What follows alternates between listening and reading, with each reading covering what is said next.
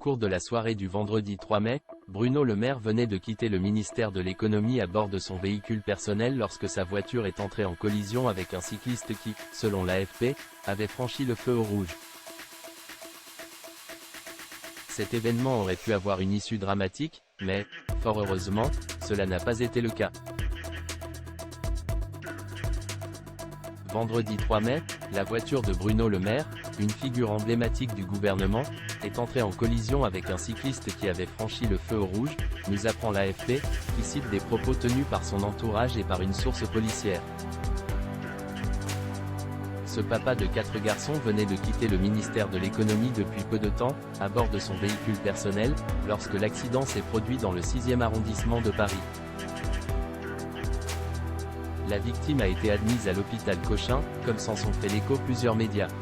C'est au niveau d'une intersection située dans cet arrondissement situé au centre de la ville, sur la rive gauche de la Seine, que les faits se sont déroulés. Le véhicule du ministre de 55 ans a percuté le cycliste peu après 19h30, selon les éléments détenus par l'agence de presse.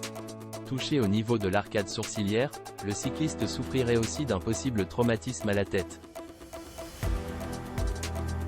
La source policière, d'après laquelle l'accident a eu lieu rue Bonaparte, a précisé qu'il avait été évacué vers le centre hospitalier par les sapeurs-pompiers.